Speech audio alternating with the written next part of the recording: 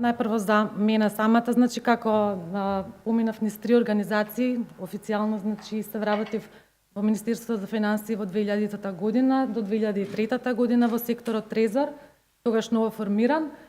Потоа продолжив во банкарскиот сектор 5 години, од 2003 до 2008 година во Прокредит банка и од тогаш, од 2008 па до денеска, работам во службата за контролинг во Сава осигурување и во тој период со моето вработување поточно беше и формирана самата служба за контролинг. Значи, работев на основањето на службата во период, да кажам, кога во осигурувањето контролингот се уште не беше имплементиран како функција.